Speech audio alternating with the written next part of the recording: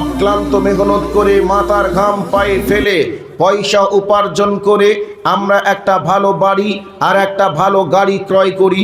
বাড়িতে এসি, গাড়িতে এসি, সব জায়গায় এসি লাগিয়ে আমরা নিজেকে আরামে রাখার চেষ্টা করি। তবে আরামে থাকলেও কতদিন, যতই সুখী হই আর যতই দুঃখী হই মনে করে নিন 70 থেকে 80 বছর, এর বেশি কিছু নয়।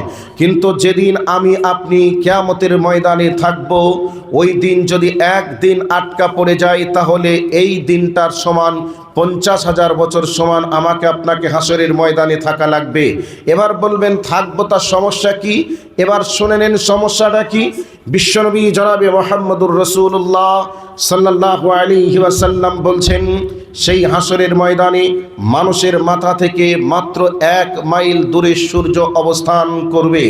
তবে 1 মাইল বলতে আমরা যেভাবে কিলোমিটার, মাইলস, মিটার গণনা করি এভাবে 1 মাইলকে বোঝানো হয়নি, বরং আরবিতে 1 মাইল বলতে বোঝানো হয়েছে সুরমাদানির ভিতরে যে কাঠিটা থাকে সুরমা লাগানোর জন্য, এই কাঠিটা যত বড় ঠিক মানুষের মাথা থেকে ততটা দূরে সূর্য অবস্থান করবে। ধরে নেন এর ভালো মন্দ সব কিছু লিখনি চলছে।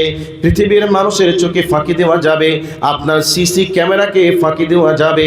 পানির তলায় গেলে পৃথিবীর কেউ দেখবে না, কিন্তু ওই জায়গায় আপনার জন্য যে লেখককে নির্ধারণ করে দেওয়া হয়েছে, ওই লেখক রাত 2টা বাজে, পৃথিবীর মানুষ ঘুমিয়ে আছে, সিসি ক্যামেরা অফ হয়ে গেছে, সিকিউরিটি গার্ড যেন নীরবে ঘুমিয়ে গেছে।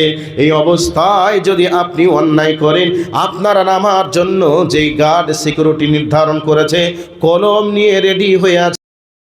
মসজিদে হাকিছে আজান, জেগে তোরা ঘুমাস না রে গাফিল মুসলমান,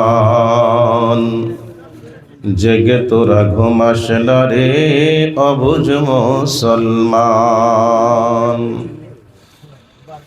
ডাকছে বিলাল বারে বারে, চোখ মুছে আর থাকিস না রে, ঘুম থেকে তোর নামাজ ভালো আল্লাহ তাআলার ফরমান, জেগে তোরা ঘুমাস না রে গাফিল মুসলমান, জেগে তোরা ঘুমাস না রে অবুঝ মুসলমান। হালালকে আজ হারাম জেনে ইলম নিয়ে রস, সব জাতিরা তোদের ওপর হয়েছে না খোশ।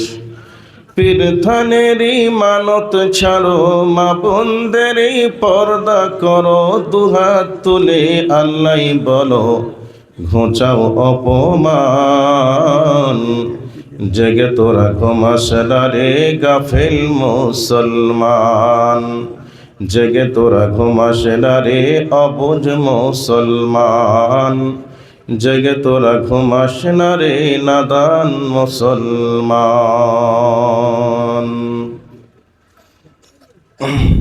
উপস্থিত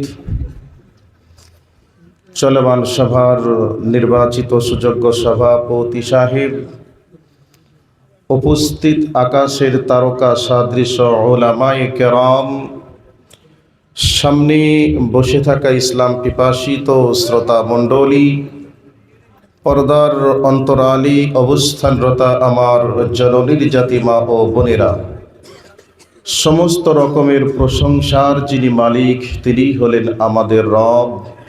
সেই রবের শিখানো ভাষার মাধ্যমে আমরা প্রশংসা আদায় করি, সকলে বলি আলহামদুলিল্লাহ।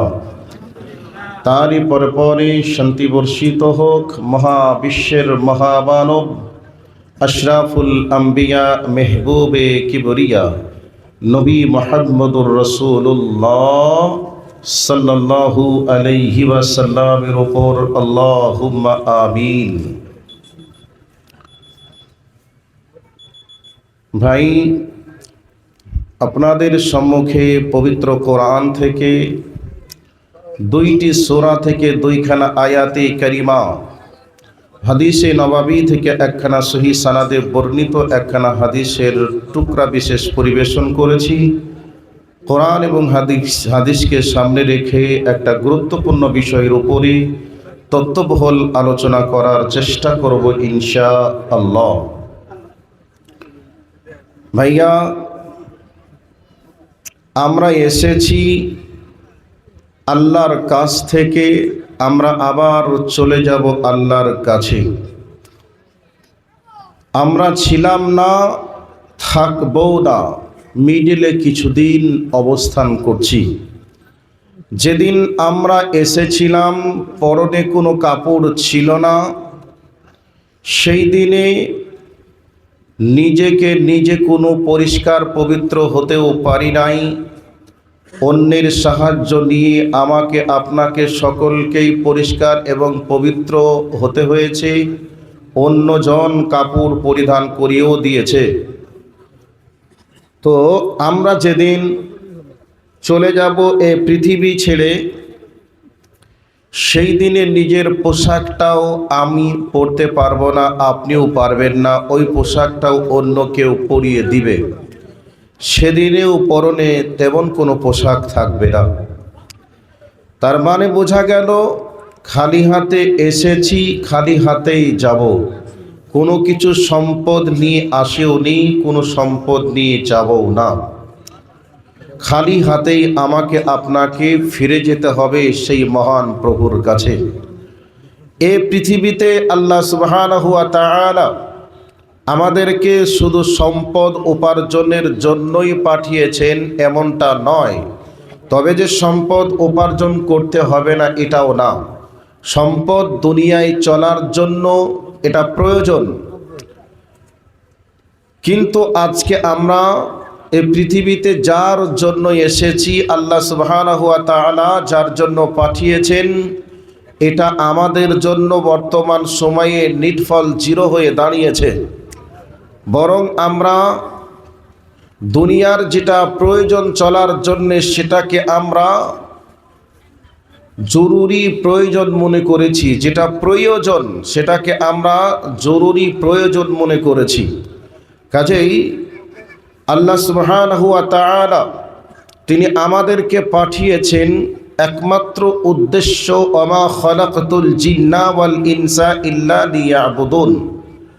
আল্লাহ পাক বলছেন, আমি তোমাদেরকে পাঠিয়েছি আমার ইবাদতের জন্য। আমরা আল্লাহর ইবাদত ভুলে গিয়ে আমরা আমাদের সংসার জীবন নিয়ে সকলেই আমরা ব্যস্ত রয়েছি। আল্লাহ সুবহানাহু ওয়া তাআলা তিনি আবারও জিজ্ঞাসা করছেন, আম খুলিকু মিন গায়রি শাইইন আম হুমুল খালিকুন। হে আমার বান্দারা, আমি তোমাদেরকে সৃষ্টি করেছি না তোমাদের সৃষ্টির পিছনে কেউ আছে, নাকি তোমরা নিজেরাই সৃষ্টি হয়েছ? তো আমরা নিজেরা সৃষ্টি হতে পারিনি, সৃষ্টি হইওনি। এবং আমাদেরকে সৃষ্টির পিছনে অন্য কেউ নেই, একজন, তিনি আমাদের রব আল্লাহ। সেই আল্লাহ সুবহানাহু ওয়া তাআলা তিনি বলছেন, আমি তোমাদেরকে যেহেতু সৃষ্টি করেছি, আমি তোমাদের স্রষ্টা, তোমরা হলে আমার সৃষ্টি। কাজেই আমি তোমাদের গাইডলাইন দিয়েছি। সেই গাইডলাইন হলো পবিত্র কোরআন, সাথে সাথে নবীর আদর্শ। আল্লাহ সুবহানাহু ওয়া তাআলা তিনি বলছেন, আল্লাযী খালাকা লাকুম মা ফিল আরদি জামিআ। হে পৃথিবীর মানুষ, তোমরা শোনো, এই পৃথিবীতে যা কিছু আছে সব কিছু আমি তোমাদের প্রয়োজনের জন্য সৃষ্টি করেছি। এ পৃথিবীতে যা কিছু আছে সব আমাদের জন্য।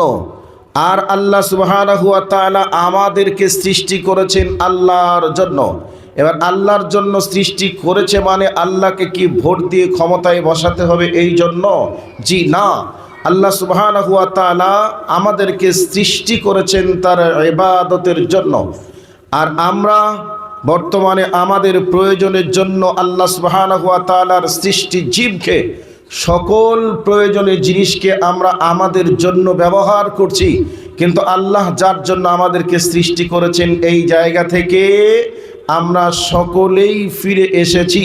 বর্তমান সময়ে শতকরা 92% মানুষ আল্লাহর ইবাদত করতে হবে এটা ভুলে গেছে, তাহলে শতকরা 8% মানুষ আল্লাহর ইবাদত করে। তবে এই মানুষগুলি ইবাদত করলেও সকলেই আবার রসুলের পদ্ধতিতে ইবাদত করে না।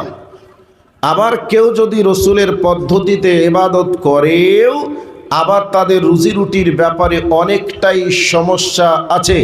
কাজেই আল্লাহ সুবহানাহু ওয়া তাআলা আমাকে আপনাকে যে উদ্দেশ্যেই সৃষ্টি করেছেন, উদ্দেশ্যটা যেন একবারে অনর্থক হয়ে যাচ্ছে। কাজেই আমরা সকলেই একটু চেষ্টা করে দেখব, ভাবনা চিন্তা নিয়ে আমরা দেখার চেষ্টা করব আমাদের রব আমাদেরকে কেন সৃষ্টি করেছেন, সৃষ্টির পিছনে উদ্দেশ্য কি আছে। এই দিকে লক্ষ্য রেখে আমাদেরকে দুনিয়ায় চলা লাগবে। এটা আপনাদেরকে আমাদেরকে সকলকেই ভাবনা চিন্তা করে পা সামনের দিকে আগানোর চেষ্টা করতে হবে। কাজেই আমি আপনাদের কাছে বক্তব্যের ভূমিকায় এতক্ষণ পর্যন্ত ছিলাম। এবার বক্তব্যের ভিতরের দিকে প্রবেশ করার চেষ্টা করছি। তবে কথাগুলি এখনও কিছু অগচ্ছিতভাবে কথাগুলিকে গুছিয়ে বলার চেষ্টা করব। কথা বলা করে একটু মনোযোগ সহকারে কথাগুলিকে শুনবেন, এরপরে কথাগুলিকে নিজে বুঝে মানার চেষ্টা করবেন ইনশাআল্লাহ। আমি যেভাবে মানুষ বুঝবে সেভাবে বোঝানোর চেষ্টা করব। একটু ধৈর্য দিয়ে কথাগুলিকে শোনার এবং বোঝার চেষ্টা করুন। আল্লাহ সুবহানাহু ওয়া তাআলা আমাদের ব্যাপারে বলেছেন যে মানুষ হলো আশরাফুল মাখলুকাত। পৃথিবীতে যত সৃষ্টি আছে সমস্ত সৃষ্টির মধ্যে দামি জীবের নাম হলো মানুষ। তো এই মানুষকে আল্লাহ সুবহানাহু ওয়া তাআলা তিনি সৃষ্টি করেছেন দামি মাখলুক বলে। আর এই জন্য গোটা পৃথিবীতে যা কিছু আছে সবই মানুষের জন্য, আর মানুষটাই হলো আল্লাহর ইবাদতের জন্য। কাজেই আমরা একটু নিজেকে ভাবি আমরা মানুষ কিনা। এবার চলে আসি আল্লাহ সুবহানাহু ওয়া তাআলার কাছে। আমাকে আপনাকে সকলকেই যেতে হবে। খালি হাতে এসেছি, খালি হাতেই যাব। পরনে তদানীন্তন সময়ে জন্মের সময় কোনো পোশাক পরে আসিনি। আমরা যেদিন দুনিয়া ছেড়ে চলে যাব সেদিন কোনো পোশাক পরেও আমরা যাব না। আমরা কেবলমাত্র 3খানা কাপুনের সাদা কাপুন পরে আমরা খালি হাতে চলে যাব আল্লাহ সুবহানাহু ওয়া তাআলার দরবারে। কাজেই যেই দিন আমরা যাব যে জায়গায়, সেই জায়গাটা কেমন হবে আমরা একটু ভাবনা চিন্তা করব কোরআন এবং হাদিসের আলোকে। এবার আমি যে কথাগুলিকে বলবো, আল্লাহ সুবহানাহু ওয়া তাআলা ওই দিনের ব্যাপারে বলছেন ওয়ামা হুম আনহা বিগাইবিন।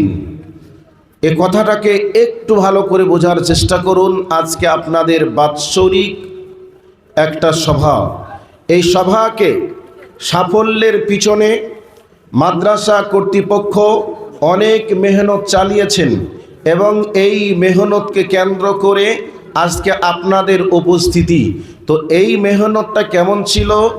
জলসার নামে, দাওয়াতের নামে, সভার নামে মানুষের কাছে কাছে কাছে কাছে পৌঁছে দেওয়া হয়েছে যে 27 নভেম্বর মাসে আমাদের মাদ্রাসায় বাৎসরিক সভা। এরকম করে মানুষের কানে কানে পৌঁছে দেওয়া হয়েছে। এলাকার মানুষকে নিয়ে মিটিং পরামর্শ করা হয়েছে। এরপরে মাইকিংয়ের মাধ্যম দিয়ে প্রচার করা হয়েছে, লিফলেটের মাধ্যমে প্রচার করা হয়েছে। এরপরেও অত্র এলাকার মানুষদেরকে একসঙ্গে 100 জমা করা সম্ভব হয়েছে। একটু আওয়াজ দেন, সম্ভব হয়েছে? সম্ভব হয়নি। তবে কিয়ামতের ময়দানে আল্লাহ সুবহানাহু ওয়া তাআলা তিনি একটা দিন তৈরি করবেন। সেই দিনে অনুপস্থিত বলে কেউ থাকবে না, বরং সকলকেই উপস্থিত হতেই হবে, হতেই হবে। ওয়ামা হুম আনহা বিগাইবিন, অনুপস্থিত বলে কেউ থাকবে না, বরং সকলকেই উপস্থিত হতে হবে। হযরতে আদম আলাইহিস সালাতু ওয়াস সালাম থেকে নিয়ে শুরু করে কিয়ামতের আগে যে বাচ্চাটা জন্মগ্রহণ করবে তাকেও উপস্থিত হতে হবে। পায়ে কোনো কাপড় থাকবে না, পরনে কোনো জুতা স্যান্ডেল থাকবে না, নগ্ন দেহে খালি হাতে একেবারে হাসরের ময়দানে উপস্থিত হতেই হবে। সেই দিন আমার আর আপনার বিচার বিভাগ চালু হবে। আল্লাহ সুবহানাহু ওয়া তাআলা 4 রকম পদ্ধতিতে বিচার করবেন। সেই 4 রকম পদ্ধতিতে বিচার যখন চলবে তখন আমি আর আপনি বুঝতে পারবো আল্লাহ সুবহানাহু ওয়া তাআলা আমাকে কেন অপরাধী বানাচ্ছেন। নিশ্চিত আমি অপরাধী, এই জন্য অপরাধীর কাঠগড়ায় দাঁড় করিয়ে আমাকে আজকে শাস্তির ব্যবস্থা করেছেন। ওই দিকে লক্ষ্য রেখে আল্লাহ সুবহানাহু ওয়া তাআলা কিভাবে বিচার বিভাগ চালু করবেন সেই দিকে লক্ষ্য রেখে কথাগুলিকে বলার চেষ্টা করব। এবার চলে আসুন, যেই দিন বিচার হবে সেই দিন প্রসঙ্গে আল্লাহ সুবহানাহু ওয়া তাআলা বলছেন মিকদারুহু 50 আলফ সানা। আল্লাহ রাব্বুল আলামিন বলছেন যেভাবে আমরা মাস দিন বছর গণনা করি ওই গণনা অনুযায়ী কিয়ামতের একটা দিন হবে 50,000 বছর সমান একটা দিন। আজ বর্তমান সময়ে আমরা 60, 70, 80 বছর দুনিয়া করি। এই দুনিয়ার জন্য অক্লান্ত মেহনত করে মাথার ঘাম পায়ে ফেলে পয়সা উপার্জন করে আমরা একটা ভালো বাড়ি আর একটা ভালো গাড়ি ক্রয় করি। বাড়িতে এসি, গাড়িতে এসি, সব জায়গায় এসি লাগিয়ে আমরা নিজেকে আরামে রাখার চেষ্টা করি।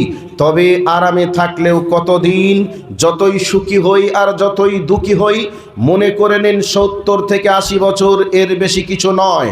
কিন্তু যেদিন আমি আপনি কিয়ামতের ময়দানে থাকব ওই দিন যদি একদিন আটকা পড়ে যায় তাহলে এই দিনটার সমান 50,000 বছর সমান আমাকে আপনাকে হাসরের ময়দানে থাকা লাগবে। এবার বলবেন থাকবো, তার সমস্যা কি? এবার শুনে নেন সমস্যাটা কি।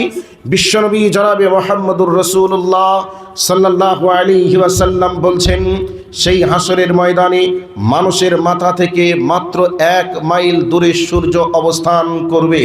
তবে 1 মাইল বলতে আমরা যেভাবে কিলোমিটার, মাইলস, মিটার গণনা করি এভাবে 1 মাইলকে বোঝানো হয়নি, বরং আরবিতে 1 মাইল বলতে বোঝানো হয়েছে সুরমাদানির ভিতরে যে কাঠিটা থাকে সুরমা লাগানোর জন্য, এই কাঠিটা যত বড় ঠিক মানুষের মাথা থেকে ততটা দূরে সূর্য অবস্থান করবে। ধরে নেন একটা সুরমাদানির ভিতরে যে কাঠি থাকে কাঠিটা হতে পারে 2 থেকে 3 ইঞ্চি, তার বেশি নয়। তো মানুষের মাথা থেকে 2 থেকে 3 ইঞ্চি দূরে সূর্য অবস্থান করবে। সেই সূর্যের প্রচণ্ড রোদের তাপ, সেই রোদের তাপে পজিশনটা কত খাতারনাক ভয়াবহ হবে একটু আমি আর আপনি চিন্তা করি। তবে সেই দিন দাঁড়িয়ে থাকা লাগবে একদিন হলে 50,000 বছর সমান দিন। সম্মানিত উপস্থিতি, বর্তমান এই পৃথিবী থেকে সূর্য কতটা ডিস্টেন্সে রয়েছে, বর্তমান এই পৃথিবী থেকে সূর্য কত দূরে রয়েছে? বিজ্ঞানীরা প্রমাণ করেছে সূর্য পৃথিবী থেকে 15 কোটি মাইল দূরে অবস্থান করছে। তাহলে 15 কোটি মাইল দূরে সূর্য অবস্থান করলেও যখন চৈত্র, বৈশাখ, জ্যৈষ্ঠ মাস এসে যায় বেলা 2টা, 2:30 বেজে গেলে আমরা এই জমিনের উপরে আর খালি পায়ে চলাচল করতে পারি না। একতলা নিচে, একতলা ছাদের নিচেও বসবাস করার সুযোগকে আমরা হারিয়ে ফেলি। রাত 12টা, 1টা পর্যন্ত মনে হয় পাখার সঙ্গে আগুনের ভাপ নেমে পড়ছে। এই রকম সিচুয়েশন তৈরি হয় কি হয় না? বেলা 2টা, 2:30 বেজে গেলে আমরা কি এই জমিনের উপরে খালি পায়ে চলাচল করতে পারবো?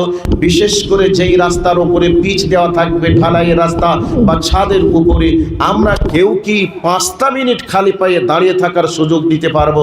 অসম্ভব, সম্ভব নয়। কেউ যদি জোর করে মনে করে থাকবো তাহলে পায়ের তলার চামড়া আর সুস্থ থাকবে না, বরং অসুস্থ হয়ে যাবে।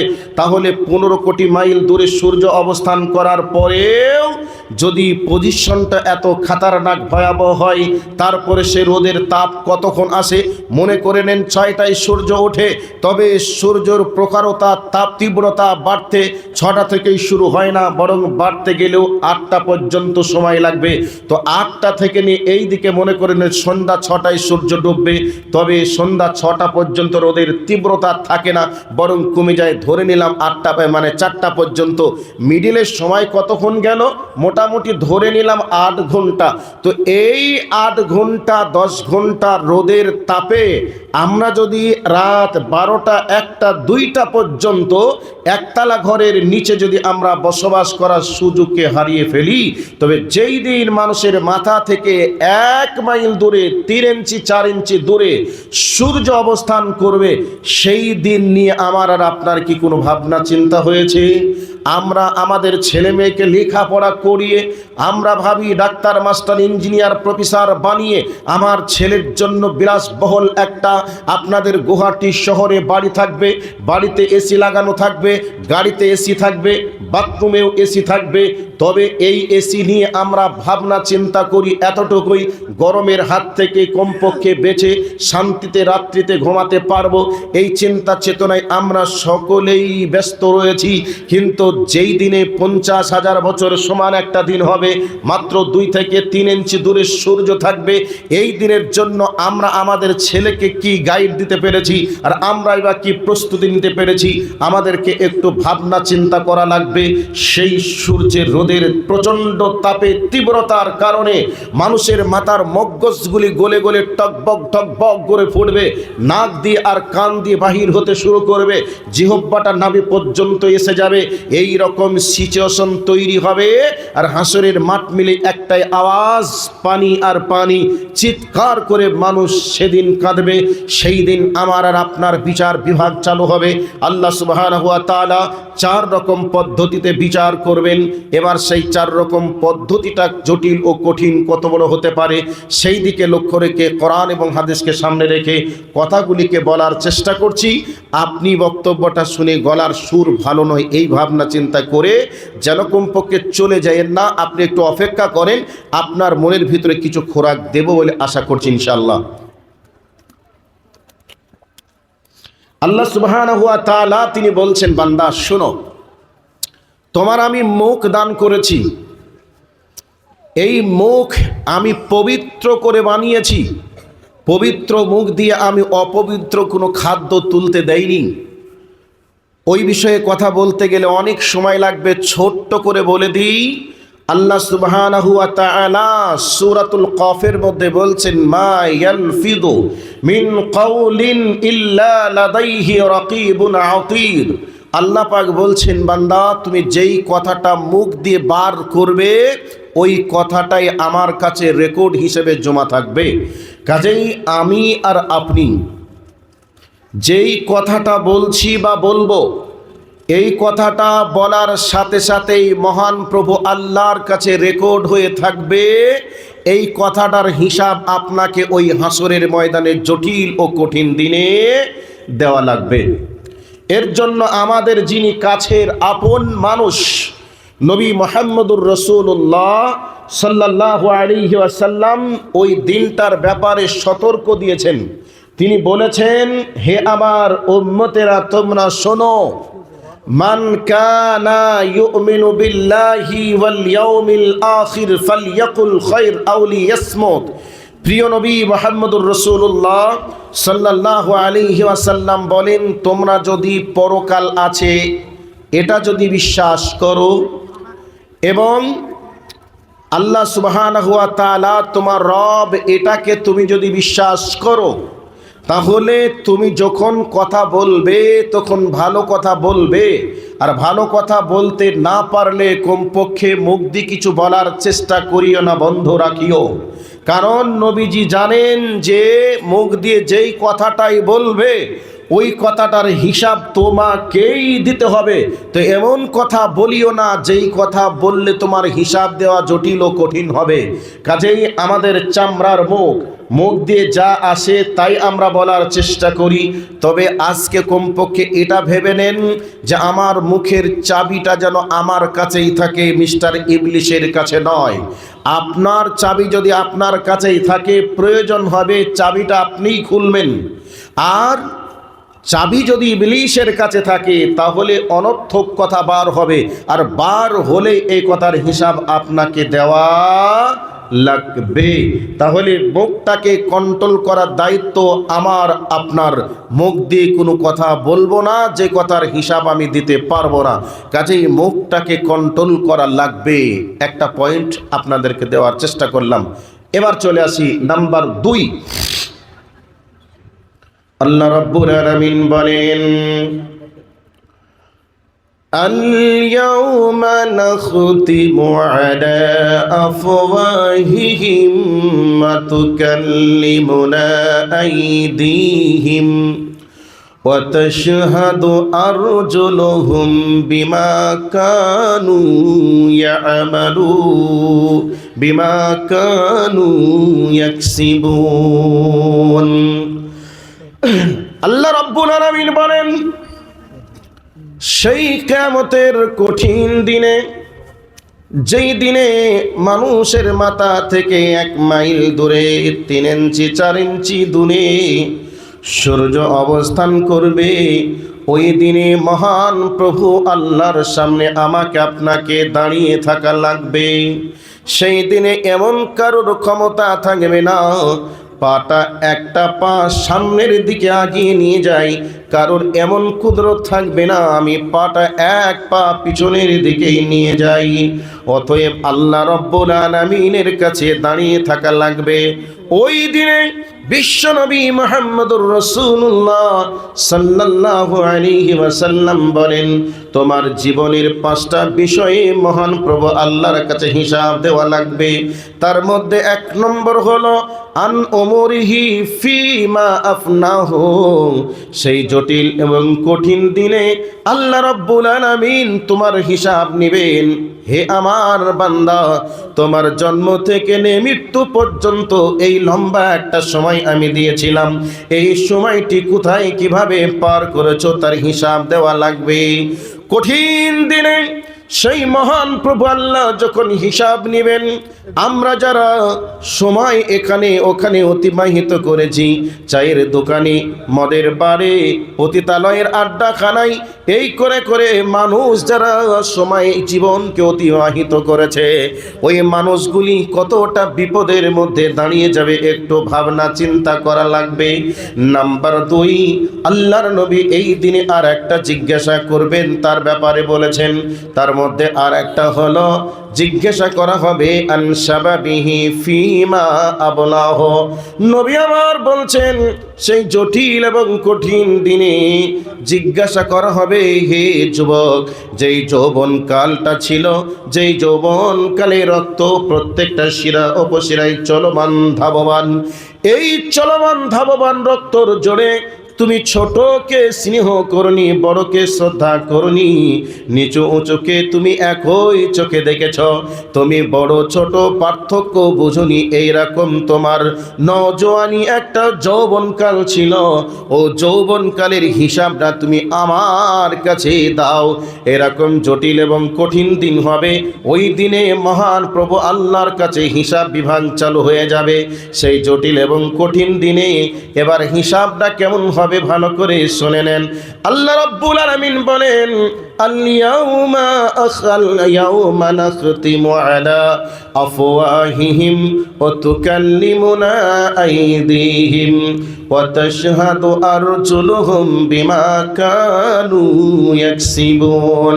আল্লাহ রাব্বুল আলামিন বলেন, সেই জটিল কঠিন দিনে আল্লাহ রাব্বুল আলামিন মানুষের মুখটাকে বন্ধ করে দিবেন, আর মুখে কথা বলিয়ে নিবেন না। কারণ এই দুনিয়াতে সারা জীবন যেটা প্রয়োজন, যা কিছু মন আমরা সব কিছু বলেছি, আল্লাহ রাব্বুল আলামিন সেই দিনে মুখটাকে বন্ধ করে দিয়ে হাতকে জিজ্ঞাসা করবে, হাত তুমি কথা বলো। এই হাতের সাহায্যে আমি আপনি জীবনে যা যা করেছি সব কিছু আল্লাহর সামনে সব রিপোর্ট পেশ করবে, রিপোর্ট হাজির করবে। হাতের বলা শেষ হতে না হতে পা সাক্ষী স্বরূপ মহান প্রভু আল্লাহকে বলবেন, মাবুদ গো, হাত যা বলেছে ঠিক বলেছে। কারণ হাত যখন যে অন্যায়টা করেছিল, করার সময় পায়ের সাহায্যে হেঁটে হেঁটে গিয়ে অন্যায়টা করেছিল। অতএব হাত বলার সাথে সাথে পা সাক্ষী স্বরূপ আল্লাহকে বলবে, মাবুদ গো, হাত যা বলেছে ঠিক বলেছে। তাহলে কিয়ামতের ময়দানে হাত আপনার বিপক্ষে সাক্ষী দিবেন। 1 নম্বর গেল। এবার যদি হাত কি করে কথা বলবে, এবং হাত কি করে সাক্ষী দিবে, আর হাতের কথাই বা আল্লাহ কেন ধরেছেন, এ কথা যদি বলতে যাই আরো সময়ের প্রয়োজন হয়ে যাবে। তার মানে একটা বাক্যেই বুঝে নিন, হাত আপনার জীবনের সমস্ত কিছু হিসাবগুলিকে আল্লাহ রব্বুল আলামিনের সামনে হাজির করবেন। এবার 2 নম্বর আয়াতের দিকে চলে যাই। আল্লাহ রব্বুল আলামিন বলেন, শাহিদা আলাইহিম সামউহুম ওয়া আবসারুহুম ওয়া জুলুদুহুম ওয়া আরজুলুহুম বিমা কানু ইয়ামালুন। আল্লাহ রব্বুল আলামিন বলেন, হে আমার বান্দারা, তোমরা ভালো করে শুনে নাও, সেই কিয়ামতের দিনে শাহিদা আলাইহিম সামউহুম, আল্লাহ রব্বুল আলামিন বলেন, কিয়ামতের দিনে তোমার চোখের মাধ্যমে তুমি যে অন্যায়গুলি করেছো, অন্যায়ের রিপোর্টগুলি আল্লাহর সামনে চোখ বলতে শুরু করবে। আমরা চোখের দ্বারাতে যত নগ্নতা দেখি, যত বেহায়াপনা দেখি, এক কথায় চোখের মাধ্যমে যে অন্যায়গুলি দুনিয়াতে করা সম্ভব হয়, যে অন্যায়গুলি আমার আপনার দ্বারাই হয়ে যাচ্ছে, এই অন্যায়গুলিকে চোখ রেকর্ড করে রাখছে। বন্ধুরে, আপনি আজকে বর্তমানে একটা মোবাইল নামক যন্ত্র নিয়ে চলছেন। এই মোবাইলের ভিতরে একটা অপশন আছে যার নাম হলো ক্যামেরা। ওই ক্যামেরার মাধ্যমে আপনি ভিডিও ধারণ করেন, আপনি ফটো ওঠান, কিন্তু মোবাইলটা যত বড়ই ক্যাপাসিটির হোক না কেন, এক পর্যায়ে কিছু আপনি ভিডিও উঠালেন, কিছু আপনি ফটো উঠালেন, এই করে করে মোবাইল একদিন বলবে আমার পক্ষে আর সম্ভব নয়, লোড হয়ে গেছি, মেমোরি ইজ ফুল, কথা বলে, মেমোরি ইজ ফুল কথা বলে। কিন্তু এই মেমোরির ভিতরে কত জিনিস লোড করা যায়, আর কতটা জিনিস লোড হয়ে গেলে এরপরে সে বলে ফুল। তাহলে বোঝা গেল মেমোরির মাধ্যম দিয়ে লোড হয়, কথা আমরা বুঝলাম। কিন্তু বন্ধুরে, ক্যামেরার মাধ্যমে ছবি ওঠাতে হয়, ভিডিও ওঠাতে হয়, তারপরে লোড হয়। আল্লাহ রব্বুল আলামিন আমাদের কপালের নিচে 2টা এমন চমৎকার ক্যামেরা বসিয়ে রেখেছেন। এই ক্যামেরার মধ্য দিয়ে জন্ম থেকে নিয়ে শুরু করে পর্যন্ত কত পৃথিবীতে জিনিস দেখলাম, আর কত ভিডিও দেখলাম, কত নদী নালা দেখলাম, কত বাঘ ভাল্লুক দেখলাম, কত পাখি পুকলি দেখলাম। এই জিনিসগুলিকে চোখ, এর নাম হলো ক্যামেরা, এই চোখের মাধ্যমে দেখা হচ্ছে আর মেমোরির ভিতরে লোড হয়ে যাচ্ছে। আর এই মেমোরির ভিতরে লোড হয়ে যাওয়ার কারণে আমরা বিভিন্ন জিনিসগুলি কেমন, জিনিসগুলির রূপরেখা আমরা বলতে পারি, কোন জিনিসটা কেমন, পাখিটার কালার কেমন, নদী কেমন, পানি কেমন, সমস্ত জিনিসগুলি চোখের মাধ্যমে আমরা দেখি, মেমোরির ভিতরে লোড হয়ে যায়। আল্লাহ রব্বুল আলামিন বলছেন, আমি যে ক্যামেরা তোমাদেরকে দান করেছি, ওই ক্যামেরা তোমাদের জীবনের সমস্ত জিনিসগুলিকে রেকর্ড করে রাখছে মেমোরির ভিতরে। তবে শুনে রেখে দাও, এই চোখের মাধ্যমে, ক্যামেরার মাধ্যমে তুমি যদি অন্যায় কিছু দেখো, এই অন্যায়গুলিকে আমি আল্লাহ তোমার চোখের মাধ্যমে রেকর্ড করে রাখবো। আর কিয়ামতের দিনে তোমার চোখ তোমার বিরুদ্ধে অন্যায়গুলির খবর পেশ করবে, রিপোর্ট হাজির করবে। আল্লাহর কোরআন বলছে। তবে কি বলছে, বিজ্ঞানীদের কথা একটু শুনিয়ে দেই। বিজ্ঞানীরা চোখ নিয়ে যারা গবেষণা করেছে, আর এই তথ্যটা আপনি দেখতে পাবেন আমাদের পশ্চিমবঙ্গের একজন প্রবীণ ব্যক্তি, তাকে বলা হয় জীবন্ত ঐতিহাসিক, নাম তার গোলাম আহমদ মর্তুজা। ওই গোলাম আহমদ মর্তুজা একটা বই লিখেছেন, বইটার নাম হলো সৃষ্টির বিস্ময়। ওই জায়গাতে এই বিষয়গুলিকে নিয়ে আলোচনা করেছেন। চোখের মধ্যে আল্লাহ রব্বুল আলামিন সূক্ষ্ম কেবল তারের মতো এইরকম তারের কানেকশন আল্লাহ রব্বুল আলামিন 50,000 এই চোখে 25,000, এই চোখে 25,000, 50,000 কেবলের তারের কানেকশন মেমোরির সঙ্গে লাগিয়েছেন। আর 50,000 আপনার চোখের ভিতরে লেন্স লাগিয়ে দিয়েছেন। তো এতগুলো লেন্সের ভিতরে যদি একটা লেন্স কেটে যায়, তাহলে যদি আপনি পুঁটি মাছ দেখেন, মনে হবে যেন আপনি কাতল মাছ দেখছেন, কাতল মাছ দেখলে মনে হবে যেন পুঁটি মাছ দেখছেন। এরকম অপোজিট দেখা দেখা যায়, কিন্তু মহান আল্লাহ চোখটাকে কত রকমের কড কানেকশন দিয়ে চোখটাকে বানিয়েছেন। আপনি যেই জিনিস দেখবেন চোখ কিন্তু সব রেকর্ড করে রাখবে। কিয়ামতের ময়দানে চোখ আপনার বিরুদ্ধে হাজির করবে, মাবুদ রে যেটা তুমি দেখা জায়েজ করেছিলে সেটাও দেখেছিল, যেটা দেখা তুমি হারাম বলে ঘোষণা করেছিলে মাবুদ এটাকেও দেখেছিল। এর জন্য যেটা শাস্তি রয়েছে এই শাস্তি তুমি প্রয়োগ করতে শুরু করে দাও। তাহলে বোঝা গেল চোখের মাধ্যমে আমরা যা কিছু দেখব সেটাকেও আল্লাহর কাছে হিসাব দেওয়া লাগবে, আমাকে আপনাকে সতর্ক হওয়া লাগবে। এই জন্য বিশ্বনবী মুহাম্মদুর রাসূলুল্লাহ সাল্লাল্লাহু আলাইহি ওয়াসাল্লাম বলেছেন এবং আল্লাহ রাব্বুল আলামিন বলেছেন, যেটা অন্যায় জিনিস আছে ওই জিনিসটার প্রতি যদি চোখ একবার চলে যায়, একবার দেখাকে জায়েজ করা হয়েছে, দ্বিতীয়বার তুমি যদি আবার ইচ্ছাকৃত দেখো এর হিসাব তোমাকে আল্লাহর কাছে দেওয়া লাগবে। সেই জন্য এমন কোনো জিনিস আমরা দেখব না যেই জিনিসটা দেখলে আল্লাহর কাছে হিসাব দেওয়া লাগবে, সেই জিনিসের দিকে তাকিয়ে দেখব না যেই জিনিসগুলিকে দেখা আল্লাহ রাব্বুল আলামিন হারাম বলে ঘোষণা করেছেন।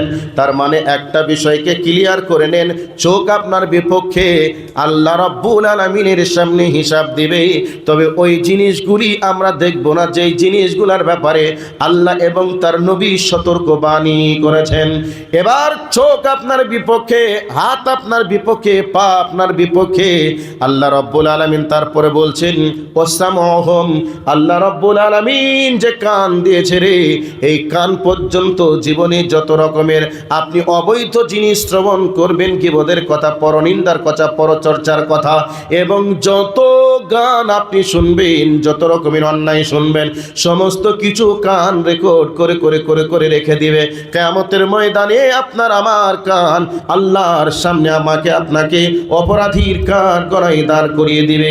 ওরে যুবক ভাই, তুমি যৌবনের তাড়নায় পড়ে গেছো, তুমি হেডফোন লাগিয়েছো, তুমি পরনারীর সঙ্গে সারা রাত ধরে হেডফোনের মাধ্যমে তুমি মিষ্টি মিষ্টি কথা বলো, দুষ্ট মিষ্টি কথা বলো। তুমি শুনে রেখে দাও যে কথাগুলি তুমি তোমার গার্লফ্রেন্ডের সঙ্গে বলছো।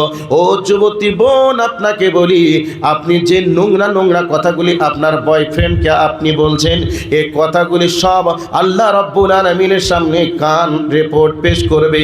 যে কথাগুলি বলে আনন্দ উৎফুল্লিত হয়েছেন, ওই কথাগুলির রিয়াকশন আপনাকে নিতেই হবে, কিচ্ছু বুদ্ধি থাকবে না। সেই জন্য আমি আপনাকে বলতে চাই, আল্লাহর কোরআন থেকে মেসেজটা দিতে চাই, আজ থেকে এই কানের মধ্য দিয়ে এমন কথা শ্রবণ করা যাবে না, এমন গান শ্রবণ করা যাবে না যেই কথার ব্যাপারে আপনার কান আপনাকে অপরাধীর কার গড়ায় দাঁড় করিয়ে দিবে। তার মানে আবারও বোঝা গেল, আপনার হাত আপনার বিপক্ষে, পা আপনার বিপক্ষে, আপনার চোখ আপনার বিপক্ষে, কান আপনার বিপক্ষে। শুধু তাই নয়, আল্লাহ রাব্বুল আলামিন বলছেন ও জুলুদুহুম ও আরজুলুহুম, আল্লাহ রাব্বুল আলামিন বলছে বান্দারে, তোমার শরীরের চামড়া তোমার বিপক্ষে কথা বলবে, তোমার পা তোমার বিপক্ষে কথা বলবে, সারাটা জীবনে তুমি যা কিছু করেছো সব কিছু রিপোর্ট তোমার রবের সামনে হাজির করবে। ভাইরা আমার, বোঝা গেল আমাদের হাত পা যদিও আমাদের, কিন্তু কিয়ামতের দিনে আমার আপনার বিপক্ষে সাক্ষী দিবে।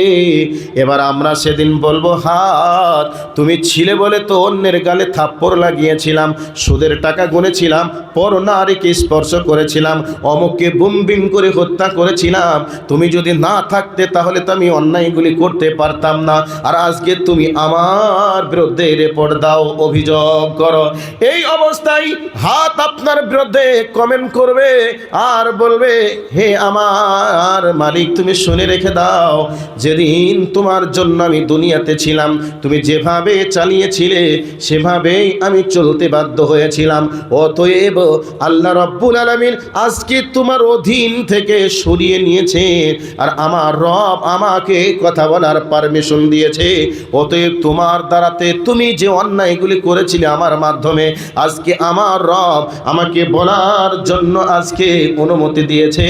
এই জন্যে তুমি আমার মাধ্যমে যে অন্যায়গুলি করেছ সবের শাস্তি তোমাকেই প্রয়োগ করতে হবে, সমস্ত শাস্তি তোমাকেই নিতে হবে। তাহলে কোরআন থেকে বোঝা গেল আপনার আমার শরীরের অঙ্গ প্রত্যঙ্গ কথা বলবে কিয়ামতের ময়দানে।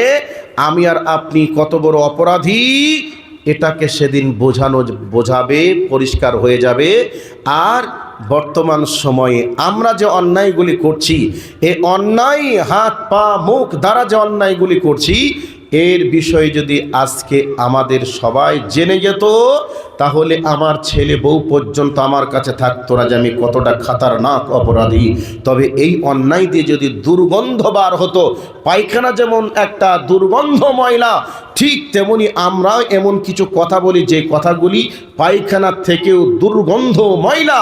যদি দুর্গন্ধ বার হতো, তাহলে এই দুর্গন্ধে আমার পাড়া প্রতিবেশী থেকে নিয়ে শুরু করে আমার স্ত্রী পর্যন্ত আমাকে ত্যাগ করে পালিয়ে যেত।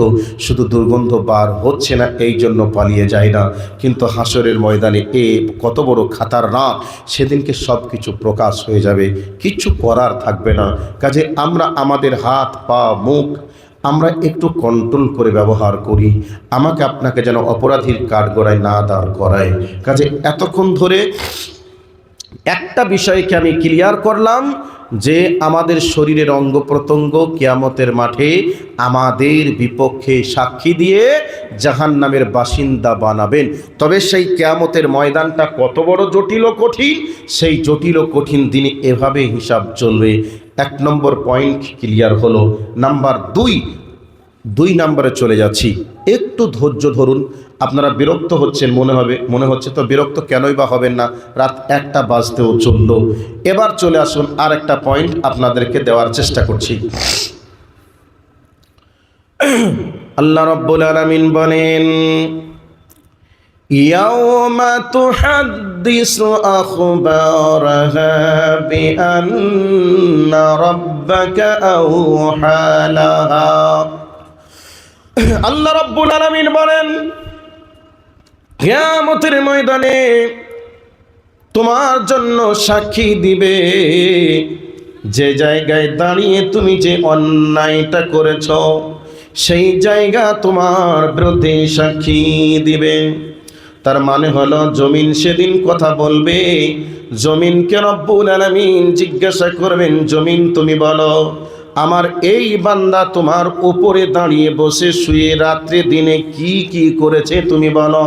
জমির অডিও থেকে ভিডিও পর্যন্ত সব রিপোর্ট হাজির করবে। এবার আপনারা বলবেন কেমন করে কথা বলবে। আপনাকে ছোট্ট করে আবার একটু বলে দিই, আমাদের মোবাইলের ভিতরে একটা মেমোরি নামক চিপস আছে। ওই মেমোরি যদি রেকর্ড করে জমা করে রেখে দিতে পারে, মেমোরির ভিতরে এমন কি পার্টস আছে বলুন তো, যে মেমোরির ভিতরে এতক্ষণ ধরে যে প্রোগ্রামটা আপনাদের সন্ধ্যা থেকে পর্যন্ত হচ্ছে, সমস্ত প্রোগ্রামটা মোবাইলের মাধ্যমে এটা রেকর্ড করা যাবে কি যাবে না? অবশ্যই যেত বা যাবে। এই রিপোর্ট যদি জমা করা সম্ভব হয়, তবে মোবাইল যদি রেকর্ড করে রেখে দিয়ে 2 বছর পরেও যদি শোনাতে সক্ষম হয়, তাহলে আমার রব এই জমিনের মধ্য দিয়ে কি রেকর্ড করিয়ে নেওয়া সম্ভব হবেন কি হবেন না? নিশ্চিত রূপে হবেন। আল্লাহ রাব্বুল আলামিন জমিনের মাধ্যমে রেকর্ড করিয়ে নিতে সক্ষম হবেন।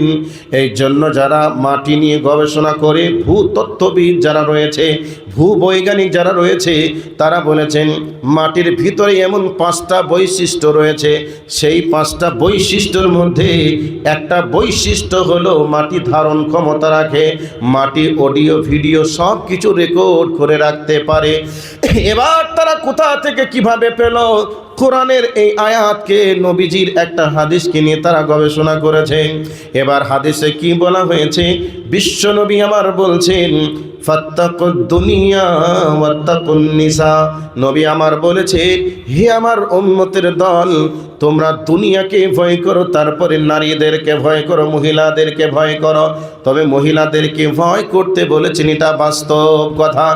একটা পুরুষ একটা নারী যদি কাছাকাছি এসে যায় ব্যভিচার নামক অপরাধ হয়ে যাবে। তবে ব্যভিচারের হাত থেকে বাঁচার জন্য নবীজি নারীদেরকে ভয় করতে বলেছেন, এটা বাস্তব কথা। তবে কেন দুনিয়াকে ভয় করতে বলেছেন, তার কারণ কি?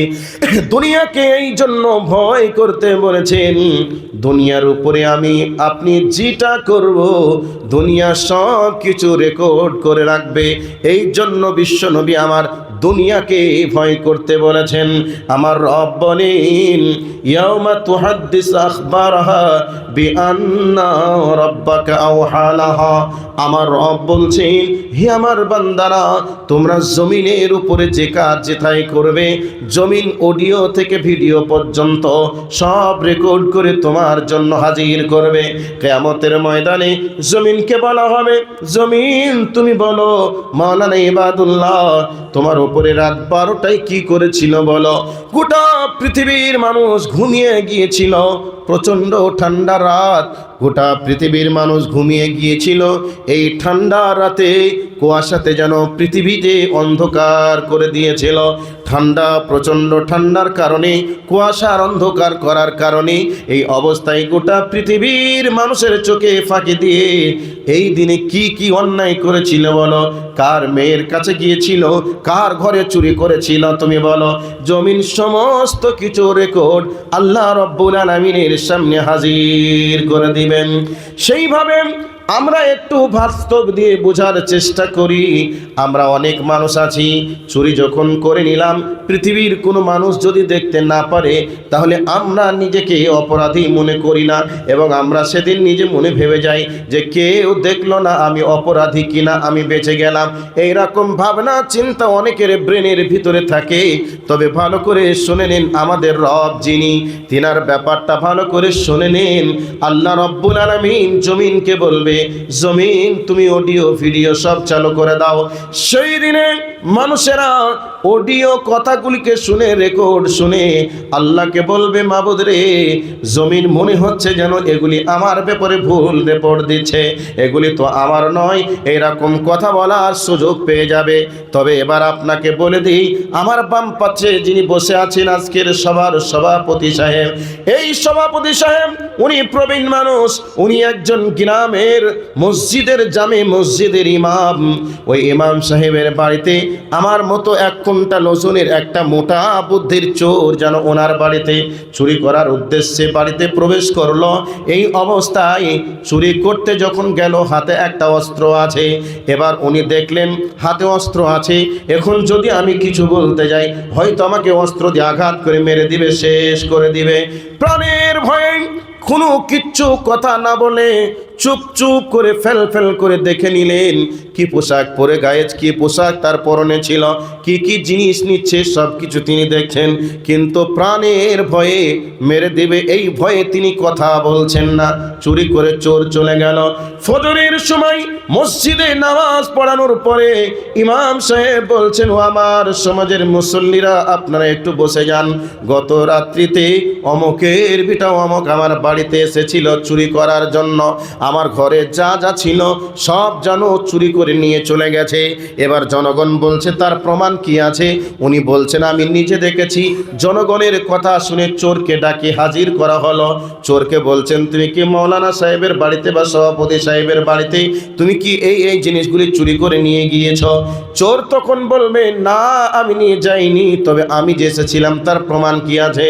মৌলানা নরম মানুষ বলছেন, বাবা তুমি চুরি করতে এসেছিলে, তোমার পরনে এই কালারের পোশাক ছিল, হাতে এই অস্ত্র ছিল।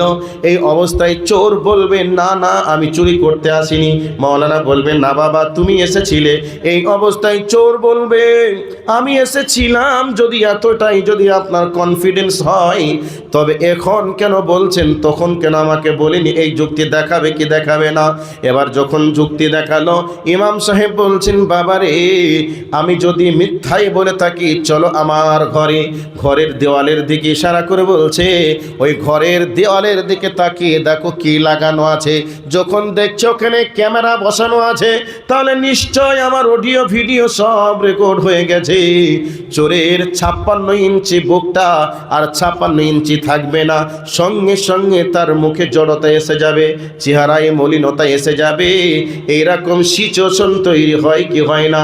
তাহলে দুনিয়ার ক্যামেরা দিয়ে যদি রেকর্ড করা সম্ভব হয়, আর ওই রেকর্ড দেখে যদি আমরা অপরাধী প্রমাণিত করতে পারি, আর অপরাধীর মুখটাকে যদি বন্ধ করতে পারি, মহান প্রভু আল্লাহ কিয়ামতের ওই জটিল কঠিন দিনে বান্দার ব্যাপারে অডিওকে হাজির করবেন। বান্দা যখন অস্বীকার করবে, সঙ্গে সঙ্গে আল্লাহ রব্বুল আলামিন বলবে, জমিন রে তুমি এবার ভিডিওটা চালু করে দাও, আপনি কোথায় কি করেছি সমস্ত কিছু ভিডিও পর্যন্ত হাজির করে দেওয়া হবে।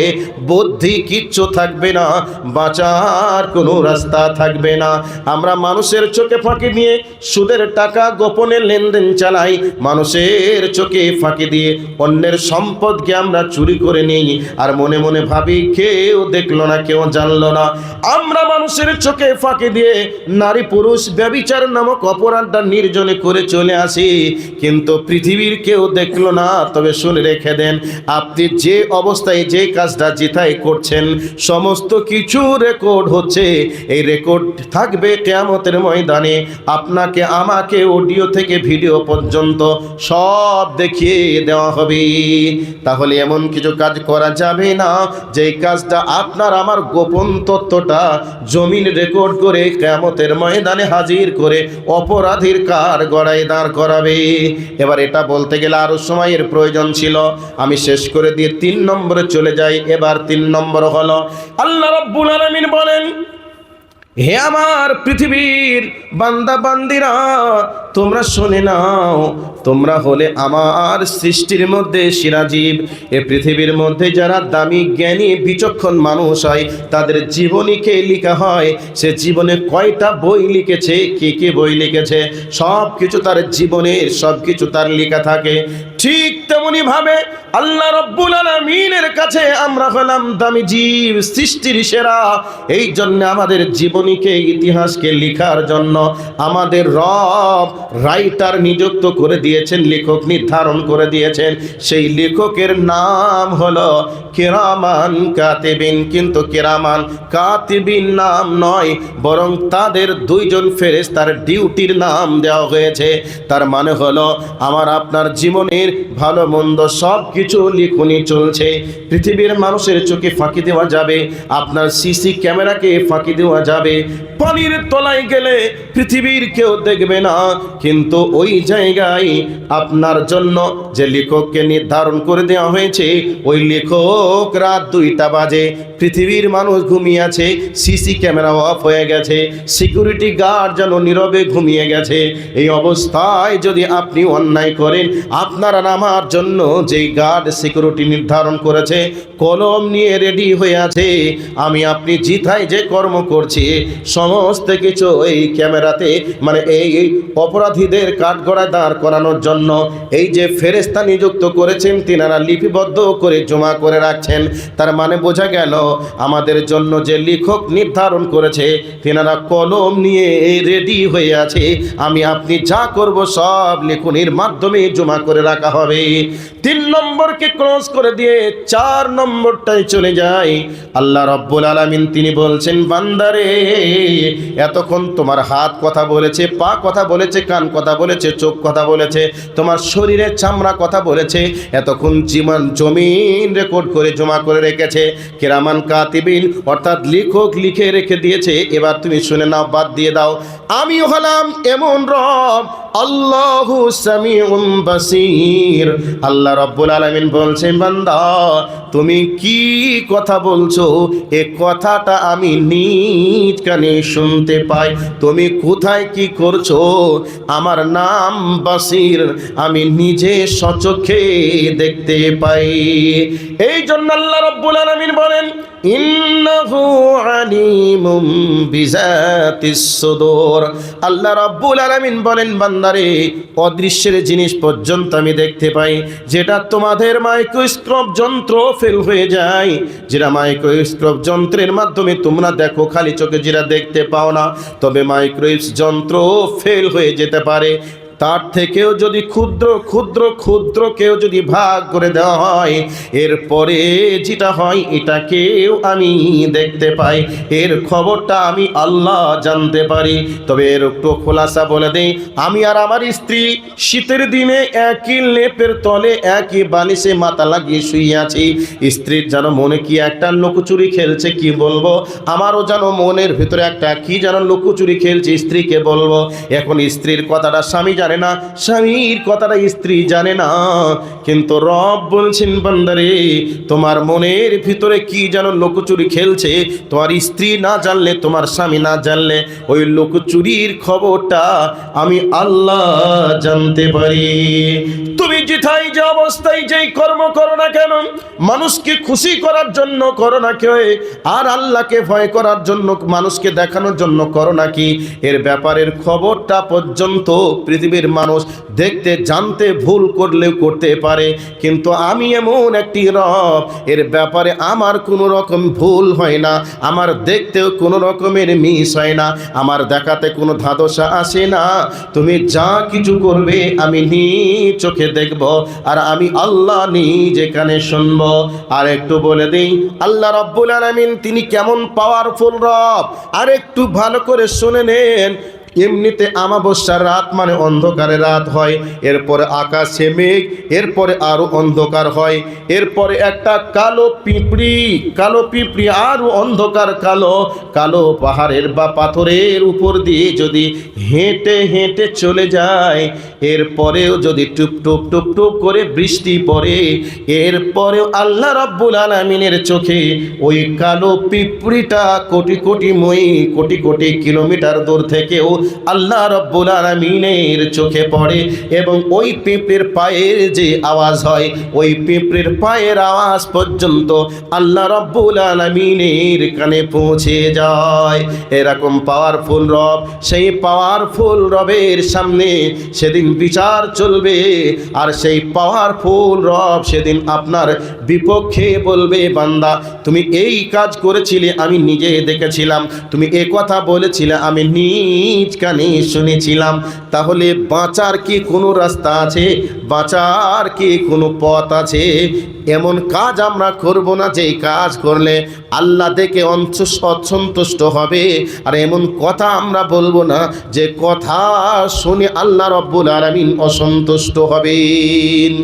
আচ্ছা, এতক্ষণ ধরে আমি 4 রকম পদ্ধতির কথা বললাম, এমন কোন পৃথিবীতে সফটওয়্যার আছে যেই সফটওয়্যার মেরে দিলে এই 4 রকম পদ্ধতিকে ক্রস করে দেওয়া যাবে, ডিলিট করা যাবে? সম্ভব হবে? একটু আওয়াজ দেন, সম্ভব হবে?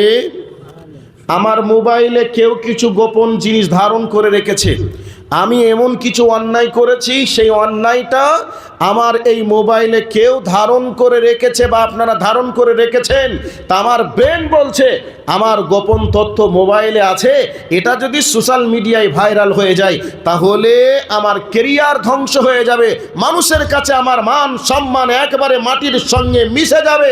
কাজে আমার ব্রেন বলছে যদি ওই মোবাইলটা আমি পেতাম, মোবাইলটা পেলে আমি যদি ডিলিট করে দিতাম, যদি ডিলিট আমি নাও করতে পারি, কোনো কম্পিউটারের দোকানে যদি আমি নিয়ে যাই আর যদি বলি ভাই এটাকে সফটওয়্যার মেরে একবার উড়িয়ে দাও, অথবা আমি যদি মোবাইলটাকে পানিতে টান দিয়ে ফেলে দিই, তাহলে হয়তো পৃথিবীতে আর কেউ আমার ব্যাপারে জানতে পারবে না, দেখতেও পারবে না।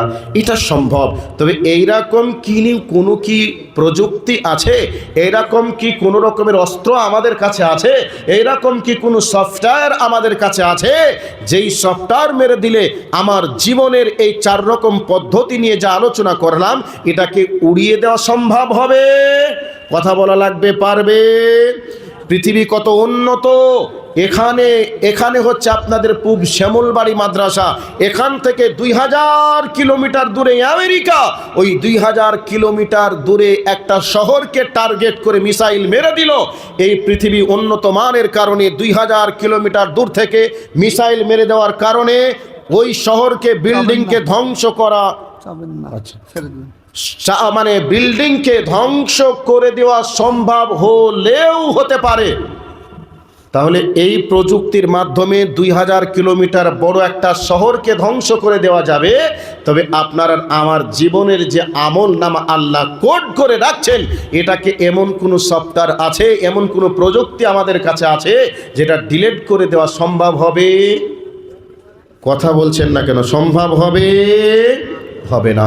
সেই কিয়ামতের ময়দানে আমার আপনার জীবনের সমস্ত কিছু রেকর্ডকে আল্লাহ জমা করে রাখবেন, এবার বান্দার হাতে তুলে দিবেন, বলবেন ইকরা কিতাবাক। আল্লাহ পাক বলবেন তোমার জীবনে যা কিছু করেছো এখানেই আছে, তুমি এবার পড়ে দেখো। এবার আপনারা বলবেন মাওলানা কি ভাষায় লেখা থাকবে? আমরা তো আসামি মানুষ, তো আসামি ভাষায় লেখা থাকলে সহজ হবে, তবে যদি হিন্দি বাংলায় এসে যায় হয়তো বা পারবো না। তবে এইরকম আপনাদের দ্বিধাদ্বন্দ্ব কাজ করলেও করতে পারে। যেমন আরবিতে উর্দুতে কোনো কিছু লেখা থাকলে আলেম ওলামাদের কাছে ছুটে আসি, ইংরেজিতে থাকলে আমরা মাস্টারদের কাছে ছুটে যাই। কিন্তু কিয়ামতের ময়দানে যে জিনিসটা আপনার আমল নামাটা আল্লাহ তুলে দিবেন, ওই নিয়ে পড়তে পারবো কি পারবো না, কার কাছে গিয়ে অনুবাদ করিয়ে নিব, এই দ্বিধাদ্বন্দ্বে আপনাকে ভোগা লাগবে না। বরং আপনার জন্য যে আমল নামাটা দেওয়া হবে আপনি দেখেই আপনি নিজেই পড়ার জন্য যথেষ্ট হয়ে যাবে। এ তো সেই পাপ, যেই পাপটা আমি সভাপতি সাহেবের বিরুদ্ধে বলে করেছিলাম। এই তো সেই পাপ, যেই পাপটা অমককে ওজনে দিতে গিয়ে একটু কম দিয়েছিলাম। এই তো সেই পাপ, যেই পাপটা রিক্সাওয়ালার গালে থাপ্পড় লাগিয়ে করেছিলাম। এ তো সেই পাপ, যেই পাপটা অমকের মেয়ের বিছানাতে গিয়ে করেছিলাম। সব কিছু পরিষ্কার দেখা যাবে, আর মানুষ সেদিন অবাক হয়ে বলবে মা লিহাদাল কিতাব লা ইউগাদিরু সাগীরাতান ওয়ালা কাবীরা। মানুষ সেদিন অবাক হয়ে হয়রান হয়ে এভাবে বলতে শুরু করবে, আয় আল্লাহ কি আশ্চর্য ধরনের কিতাব পুস্তক তুমি আমার জন্য রেকর্ড করে হাজির করে রেখে দিয়েছো। জীবনে যদি অনুপরিমাণ ভালো করেছি তাও লেখা আছে, অনুপরিমাণ মন্দ করেছি তাও লেখা আছে, একটু বাড়ানো হয়নি, একটু কমানো হয়নি। মানুষ অবাক হয়রান হয়ে যাবে। এই অবস্থায় মানুষগুলি সেদিন বলবে আল্লাহ বাঁচার কি কোনো রাস্তা আছে, বাঁচার কি কোনো পথ আছে? আল্লাহ পাক এই জন্য বলেছেন ফামান ইয়ামাল মিসকালা যাররাতিন খায়রান ইয়ারা ওয়া মান ইয়ামাল মিসকালা যাররাতিন শাররান ইয়ারা। আল্লাহ পাক বলেছেন বান্দা কিয়ামতের দিনটা যেমন হিসাব নেওয়ার দিন, কিয়ামতের ময়দানটা তেমন হিসাব দেওয়ারও দিন। আজকে আপনারা এই মাদ্রাসা প্রাঙ্গণে এসে কোরআন হাদিসের আলোচনা শুনছেন, এই রাত আপনার জন্য হিসাব কিয়ামতের ময়দানে দিবে। আল্লাহ তোমার এই বান্দা ওই ময়দানে কোরআন হাদিসের আলোচনা শোনার জন্য থেকে রাত্রি যাপন করেছে। আল্লাহ তুমি একে তুমি নাজাত দান করো। আপনার শরীর বলবে, আপনার জমিন বলবে, এবং এই জায়গায় দাঁড়িয়ে যদি 5টা 10টা টাকাও দিয়ে রেখেছেন বা দিবেন, এটার ব্যাপারেও রেকর্ড হাজির থাকবে। সেদিন সব কিছু হিসাব আল্লাহ আপনার কাছ থেকে বুঝিয়ে নেবেন, যেমন আল্লাহ আপনাকে বুঝিয়ে দেবেন তেমন। যে পূব শ্যামলবাড়ি মাদ্রাসায় 2025 সালে 27 নভেম্বর মাসে তুমি রাত জেগে আমার এই জায়গায় কোরআন হাদিস শুনেছিলে, আর 100, 500, 1000, 2000 টাকা তুমি দিয়েছিলে। এই দেখো হিসাবটা তুমি আমার কাছ থেকে বুঝে নাও। আর তুমি 2026 সালের ওই যে 26শে নভেম্বরের রাতে তুমি সিনেমা দেখেছিলে, গীবত করেছিলে, পরনিন্দা করেছিলে, পরচর্চা করেছিলে, এর হিসাবটা আল্লাহ তোমার কাছে বুঝে নিবেন। এই রকম সিচুয়েশন হবে সেই দিনে। এই জন্য আল্লাহ সুবহানাহু ওয়া তাআলা বলছেন এই জটিল ও কঠিন সিচুয়েশনটা দেখে আর প্রচণ্ড রোদের তাপে মানুষের মাথার মগজ গলে গলে টক বক করে ফুটবে, হাসরের মাঠটা একবারে পুড়ে তামা তামা হয়ে থাকবে। এই দিন প্রসঙ্গে আল্লাহ সুবহানাহু ওয়া তাআলা বলছেন কতটা জটিল এবং কঠিন দিন। সেই দিন গর্ভবতী মায়ের পেট থেকে বাচ্চার জমিনে পড়ে মা মা করে কাঁদবে, মা বুঝতে পারবে না। তবে আল্লাহ এই কথাটা কেন বলেছেন, কারণটা কি, মায়ের কথা নিয়ে এসেছেন, এই ব্যাপারে বিজ্ঞানীরা ফিলোসফাররা কলম ধরে লিখছেন আর বলছেন শুনে রেখে দাও। একটা মা যখন বাচ্চাকে জন্ম দেয় তার 32টা নারী নিংড়ানো যন্ত্রণা ব্যথা বিঘ্নকে অতিক্রম করে একবারে যুদ্ধের ময়দানে এর মতো রক্তই রক্তিত হয়ে মা তার বাচ্চাকে জন্ম দিতে গিয়ে বহু কষ্ট উপভোগ করে। সম্মানিত উপস্থিতি, দার্শনিকরা বলছেন একটা মানুষের দেহে অ্যাক্সিডেন্টের মাধ্যমে যদি 32টা হাড় ভেঙে যায় ওই মানুষটা যেমন নিস্তেজ হয়ে যায়, সেই রকম একটা মা বাচ্চা দিতে গিয়ে জন্ম দিতে গিয়ে নিস্তেজ হয়ে যায়। এবার মেয়েরা বলবেন যেমনটা বলছেন ঘটনা তো এমন নয়, তার মানে বাচ্চা হয় আমাদের আর কষ্টটা কি অনুভব করেন আপনারা এটা বলতে পারেন, কিন্তু আসলেই এমনটা নয়। যারা বিজ্ঞানী যারা দার্শনিক তারা আপনাদের এই ব্যাপারটা নিয়ে কলম ধরেছেন। আর আমার আল্লাহ বলতে চেয়েছেন একটা মা যখন তার প্রসাব বেদনা উঠে যায় যন্ত্রণায় কাতর হয়ে বলে জীবনে যদি বেঁচে যাই আর বাচ্চা নেওয়ার স্বপ্ন দেখব না, প্রয়োজন হলে স্বামীর বিছানাতে যাব না, তারপরেও বাচ্চা নেওয়ার স্বপ্ন দেখব না। যখনই বাচ্চাটা হয়ে মা বলে কেঁদে ওঠে আর আমার রব মাকে ডেকে বলে ওরে মা এত কষ্ট করে তোর পেট থেকে কি যে বার করেছি চাঁদের মতো হিরেমতি মুক্তা, একবার মুখের দিকে তাকিয়ে দেখ। যখন মা বাচ্চার মুখের দিকে তাকাই সাথে সাথে তার কষ্টকে একবারে মনের ভিতর থেকে মুছে দিয়ে ওই বাচ্চার কান্না মুখে চুমা দিয়ে হাসি ফোটানোর চেষ্টা করে। এই সিচুয়েশনটা আল্লাহ যদি ঘটিয়ে না দিতেন কোনো মানুষ দুনিয়াতে মা হিসাবে বাচ্চার জন্ম দেওয়ার চিন্তা ভাবনাকে ভুলে যেত। আমার রব বংশ প্রজন্মকে এই উম্মতে মুহাম্মদীর সংখ্যাকে বৃদ্ধি করবেন, মানুষকে পৃথিবীতে তার বংশ প্রজন্ম ঘটাবেন। এর জন্য একটা দুর্বিনীত বাচ্চার সঙ্গে মায়ের অন্তরের মহাব্বত তৈরি হয়ে যায়। এই জন্য মা তার কষ্টের কথা ভুলে গিয়ে বাচ্চার কান্না মুখে হাসি ফোটানোর চেষ্টা করে। তো আল্লাহ বলছেন এই জটিল এবং কঠিন দিনের কতটা কষ্ট হবে, যেই কষ্টের কারণে প্রসাব বেদনার মতো যন্ত্রণা মা অনুভব করতে পারবে না, বাচ্চা হয়ে যাবে মা টের পাবে না। আবার যাদের বাচ্চা থাকবে কোলের তারা বাচ্চাটাকে ভুলে তারা নিজের কি হবে এই নিয়ে ব্যস্ত থাকে। তবে এর নাম দুনিয়া। আমরা চতুষ্পদ প্রাণীদের মাঝে আমরা দেখি ডিসকভারি চ্যানেলে জিওগ্রাফি চ্যানেলের মাধ্যমে আমরা দেখেছি একটা গরুর বাচ্চাকে একটা হরিণের মহিষের বাচ্চাকে একটা বাঘ একটা সিংহ যখন আক্রমণ করতে চাই তখন মা বলে আমি মা বেঁচে থাকতে আমার বাচ্চাকে গ্রাস করতে পারি না, কারণ মা এই অবস্থায় বাচ্চাকে বাঁচানোর জন্য বাঘের বিরুদ্ধে সিংহের বিরুদ্ধে হায়নানের বিরুদ্ধে যুদ্ধ করতে ব্যস্ত হয়ে পড়ে। এই অবস্থায় মা তার প্রাণ দিয়ে বাচ্চাকে রক্ষা করার চেষ্টা করে। এই অবস্থায় দেখি অনেক মা তার বাচ্চাকে বাঁচাতে গিয়ে বাঘের হাতে পড়ে যায়, বাঘ তাকে খেয়ে নেয়। এরকম দৃশ্য আমরা দেখি। আবারও অনেক সময় দেখি বাঘ যখন মহিষ গরু যখন বুঝে যায় আমার কলিজার টুকরা নয়নের পুতুরিকে আমি আর বাঁচাতে পারলাম না, তখন বাচ্চাকে রেখে ওই অবস্থাতে গরু মহিষ হরিণ পালিয়ে গিয়ে প্রাণ বাঁচানোর চেষ্টা করে। এর নাম দুনিয়া। আমরা দেখি এই পৃথিবীতে আমরা দেখলাম গত 2 বছর আগে বাংলাদেশে যখন বন্যা হলো ওই বন্যার সময় আমরা সোশ্যাল মিডিয়ায় দেখলাম যে একটা মা দেখলো আমার কলিজার টুকরা নয়নের পুতুলি সন্তানটা পানিতে বন্যার পানিতে ভেসে চলে যায়। মা কিনারে দাঁড়িয়ে দাঁড়িয়ে সন্তানের জন্য অঝরে কেঁদে কেঁদে যখন আর বাঁচানোর মতো স্বপ্ন দেখতে পারলেন না, মাও বাচ্চার জন্য বাচ্চার জন্য পানিতে ঝাঁপ দিয়ে বাচ্চাকে বাঁচানোর চেষ্টা করলেন কিন্তু সক্ষম হলেন না। মাও পানিতে চলে গেলেন, বাচ্চাও পানিতে চলে গেলেন। এর নাম দুনিয়া। আমরা দুনিয়ায় দেখি ঘরের ভিতরে আগুন লেগে গেছে, ঘরে আগুন জ্বলছে, মা জানে আমার সন্তান ঘরের ভিতরে। এই অবস্থায় ঘরের ভিতরে যদি বাচ্চাকে বাঁচাতে যাই আমাকে আগুনে পুড়ে যেতে হবে। মা এর ভাবনা চিন্তা না করে সিংহিনীর মতো আগুনে ঝাঁপ দিয়ে বাচ্চাকে বাঁচানোর চেষ্টা করে। এগুলি আমরা দেখেছি। কিন্তু কিয়ামতের দিনটা কতটা জটিল হলে মা বাচ্চার কথাকে ভুলে যাবে, মা তার যন্ত্রণার কথাকে ভুলে যাবে। এই অবস্থা সম্পর্কে আল্লাহ রব্বুল আলামিন বলছেন সেই দিন মানুষগুলি বিক্ষিপ্ত পতঙ্গের নেই সাদৃশ্য অবলম্বন করবে। 20 বছর 22 বছর যুবকগুলি বৃদ্ধে রূপান্তরিত হয়ে যাবে। সেই দিনের মানুষগুলি একবারে মাতাল সাদৃশ্য অবলম্বন করবে।